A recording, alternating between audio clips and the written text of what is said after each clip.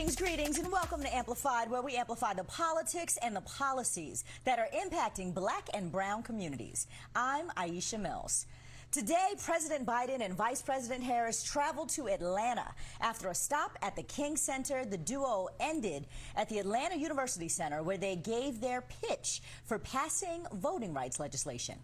Just before Biden and Harris took stage, the Republicans continued to deny that voter suppression actually exists. Here's Georgia's Secretary of State using scare tactics to justify what is to come there. Just a few miles from here, the President and Vice President will push to change long-standing rules so they can push a partisan bill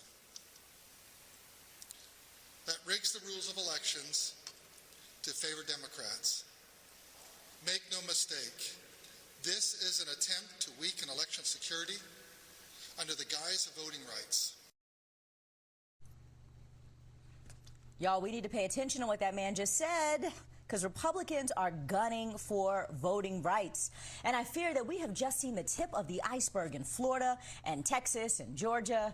Going back, though, to Vice President's short address and Biden's significantly longer one, my main takeaway from both speeches is that the era of speeches is frankly over. I don't know who needed to hear that today.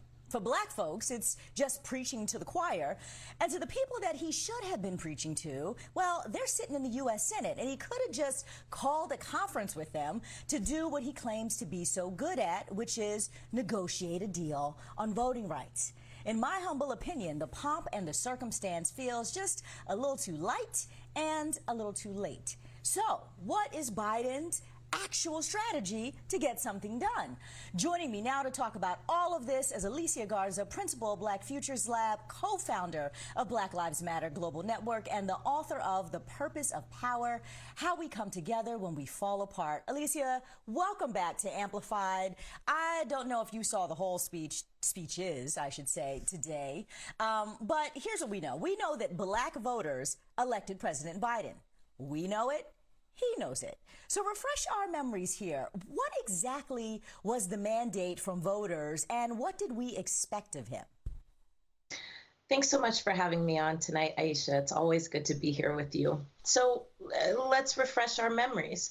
Black voters led a multiracial coalition to change the balance of power. We replaced who was in the Oval Office, and we changed the balance of power in Congress. And the reason that we did that was to push forward a mandate for change. It wasn't about Donald Trump for Black voters and for voters of color in this multiracial coalition. It was about making progress on the issues that we cared about. You know, my organization, the Black to the Future Action Fund, released a Build Back Bolder agenda in February after the election results were finally certified and after the Republicans and their extremist movement tried to overthrow the government in response to the power that we handed to this president. And I will say, Aisha, that the core goals in that agenda include, right, protecting our ability to participate in the decisions that impact our lives every day. It included combating white nationalism and white supremacy as we see it in our government and in our police departments. It also included, bread and butter issues that Black families and American families across the nation are struggling with, especially after this long pandemic that seems never ending. And, you know, Black voters handed President Biden, Vice President Harris, and Congress the ability, right, to get things done. Yes, it would have been narrow, but we have the majority. And unfortunately, what we saw, Aisha, and what we've seen is, you know, a prioritization of procedure over progress. As an organization that has been talking with this administration and officials within it, everybody, and we remember at the DNC in 2020, there was all this montage about supporting movements, right? And now people are finger wagging at activists and organizers in Georgia in particular for being a movement that has an intention to move an agenda forward and that gave President Biden that mandate.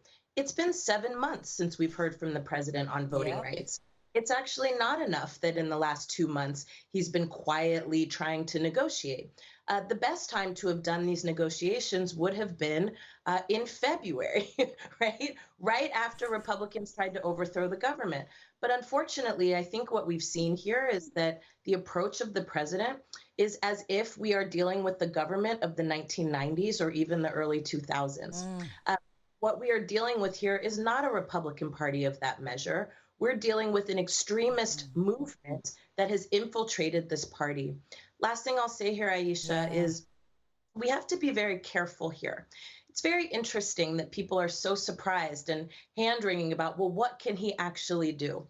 You know, I was thinking this morning, right, that perhaps Majority Leader Schumer should ask, Majority Leader Pelosi about how it is that she keeps her people in line. You'll remember that AOC sneezed wrong, right? She sneezed wrong. And, Leader Pelosi ensured that she endured consequences for that in terms of her leadership positions and her positions on committees. That's the kind of dedication we need to see from this president. There are all kinds of mechanisms that can be done, including abolishing or amending the filibuster rules. But we shouldn't just say, oh, well, we can't deal with the procedure because Republicans did that and we see where that led us. There's all kinds of pressure tactics that the administration can and would use if this was really a priority for them. I want to get more into some of those tactics, but before we do, I just want to ask you, because I am so curious about this. I'm curious about the relationship between the president and Vice President Harris and the civil rights community, because I remember the almost brash tone, I guess it's bravado, really, that he took with members of the civil rights community in a call back in December of 2020. And my takeaway from that, being diplomatic, is that he was kind of like, I got this, get on board. Like, this is what I think I can do, and I'm gonna do it. Fast forward to today, though, and like you and I are saying, like, little has moved. And I wonder, how collaborative has this administration been with the civil rights community in trying to advance their agenda? Are the Black people that elected them at the policymaking tables, or does any of that even matter? It does matter. And I think that, honestly, Aisha, I remembered that call, too. There were multiple calls, actually, where it seemed like, externally, there was all of this adulation and admiration for movement, for fighting for civil rights, but behind closed doors, when there was pressure being brought to bear, it was basically said that we got this and or make me do it. And that's exactly what activists in Georgia and this movement community is doing. And it's interesting, today when I was preparing for our conversation, I just remembered that quote from Frederick Douglass, where he says, "Power concedes nothing without a demand. It never has, and it never will." That is exactly what voting rights activists in Georgia have been doing by refusing to participate in the pomp and circumstance. What they have done is place some real pressure on the president and the vice president to take action and to be successful, and not to use activists and organizations and movement as props, but instead to use the power that this movement gave them to get things done. And so how important is it that people are at the table? It's very important, but being at the table isn't enough. We have to also be setting the agenda and setting the menu. And that's really what I hear organizers like our sister Latasha Brown and our brother Cliff Albright and many others, Nsé Ufot, and all of those folks. This is what people have been saying for a long time, that, hey, we can move the people, but we expect you to move our agenda. And we won't be used as props, and we won't be used as pomp and circumstance. If you support this movement, move this agenda, and take it on as if it's the thing that keeps you up at night. And we have not seen that from this administration. And I just want to put a fine point on that pomp and circumstance, because what we saw today was the president and the vice president down in Atlanta, Georgia, standing on the site of a campus of historically Black colleges there, giving these, pontificating speech about voting rights and the history of civil rights in America, and invoking this imagery and whatnot, when the truth is that it's a bit of preaching to the choir, because the obstructionists are sitting in Washington Biden. We know that they are Manchin and Sinema and a whole lot of other, frankly, cowardly senators who haven't really raised their hand to say that they aren't there to support this, but they're hiding behind those two who are taking the brunt. And so, I wonder what exactly is the strategy? What could the strategy be to move the voters who are in the United States Senate that actually need to be moved right now to try to get something done? Well, I think what we've seen is that there isn't much of one. And so today seemed to be a placeholder to be able to pivot to figure out what the strategy is going to be. If I were to offer recommendations for what I think and what we think the strategy should be, the president should use every tool at his disposal to make it deeply uncomfortable for members of his own party to not follow the mandate and agenda that allows them to have the power that they have right now. The president and the vice president should be using everything available to them, including the pressure that they put both behind the scenes, but they should also be putting pressure in front of externally. I agree with you that the things that we saw today in Georgia was preaching to the choir.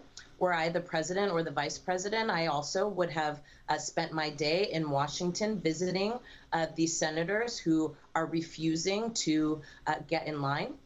I also would have been visiting some of the home districts of the obstructionists in his own party.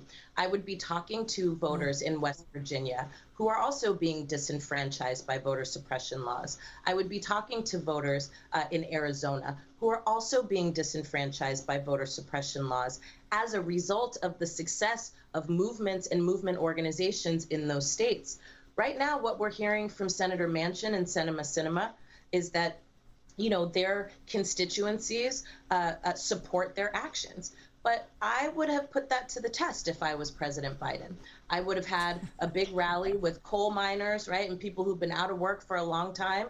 And I would ask them, who do you want making decisions for you, corporations or people in your community? I would be here in Arizona asking constituencies, what do you think will happen, right, if you lose your right to participate? Our democracy is at stake, and I would be asking as a personal plea from the president and the vice president, who are relatively popular, particularly amongst Black communities, to support them. I would also be using this as an opportunity to educate the white voters that the Democratic Party be chasing so hard every cycle, right? This is a great time to be talking to white people in the suburbs, right, that y'all want so badly for your constituency about why this is a train that they need to get on. That's how I would have been using my energy today. I would have sent a powerful message to Black communities that President Joe Biden and Vice President Kamala Harris are doing everything in their power to get this done, including talking to obstructionists, but also organizing their base to turn against them. That's what I would have been doing if I was them. Well, hopefully they will start to listen to you. We're going to keep tracking all of this. Alicia Garza, always appreciate getting your insights on this stuff and hope to have you back soon. Alicia Garza is the co-founder of Black Lives Matter Global Network, head of Black Futures Lab, and author and doing all the things. We appreciate you. Thank you for being here.